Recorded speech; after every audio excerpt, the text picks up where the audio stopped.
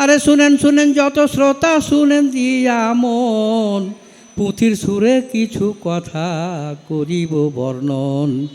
মোদের সংস্কৃতির কথা শুনেন শ্রোতা গুণে, অনুষ্ঠানে বলছি আমি পুঁথির বয়ানে। 12 মাসে 13 পার্বণ বাঙালিদের ঘরে, পালন করত একো এসব অতি সাড়ম্বরে। বাংলাদেশের ষড় ঋতু নবরূপে আসে, খুশির বাতাস বহে সবার মনের আকাশে। 6টি ঋতু বরণ করি দেশের জনগণ, সাধ্য মতোই আমরা সবাই করি আয়োজন। নববর্ষ পালন হয় সারা দেশে জুড়ে, চারিদিকে সাজ সাজে রব হইচই পড়ে। পুঁথের সুরে বলি সবাই শুনেন দিয়া বোন, এই আসরে উপস্থিত যদ সুধীজন। আরে নববর্ষের কথায় আমি এবার বলে যাই, ধৈর্য ধরে মনে করে শুনিবেন সবাই।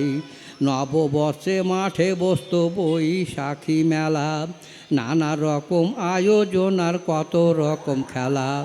যাত্রা সার্কাস পুতুল নাচি দোকান মনোহারি, পাকে পাকে দোল খাইতাম নাগর দোলাই চড়ি।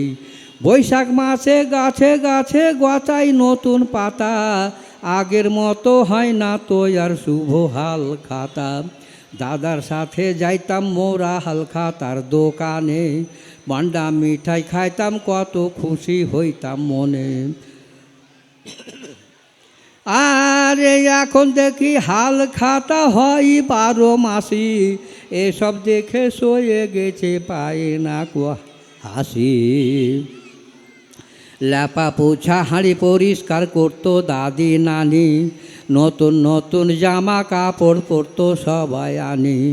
সাজ সাজ রব পড়িত সকল গাঁও গ্রামে, নানা রকম পিঠা পায়েস খাইত আরামে। নিজ নিজ আত্মীয় আর যত কুটুম বাড়ি, বেড়াইতে যাইতো সবে জুড়ে গরুর গাড়ি। মোড়ল বালিতে কলের গান জুড়ত সন্ধ্যা হলে, এ পাড়ায় ও পাড়ার লোক আসতো দলে দলে। আর কারো বাড়ির আঙ্গিনাতে কিসা ও কাহিনী, খেতে দিত গুড়ের ক্ষীর কুয়ার ঠান্ডা পানি। দিনে দিনে বদলে গেল বাঙালি সংস্কৃতি, সব জায়গাতে গ্রাস করেছে অপসংস্কৃতি।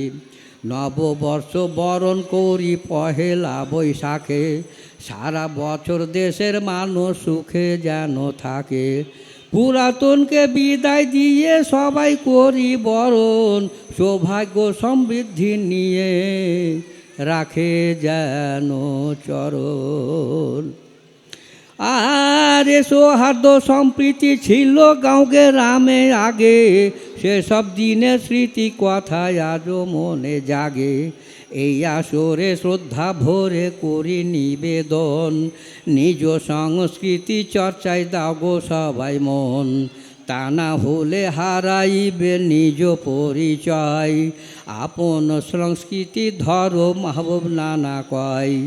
দেশজ সংস্কৃতির কর সকলে লালন, তবে সার্থক হবে যতই উৎসব আয়োজন। হারিয়ে যাওয়া পুঁথির সুরে বললাম মনের কথা, এই ধৃষ্টতার জন্য কেউ নিও না মনে ব্যথা।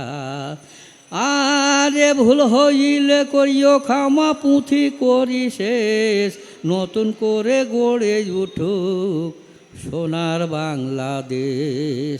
ধন্যবাদ।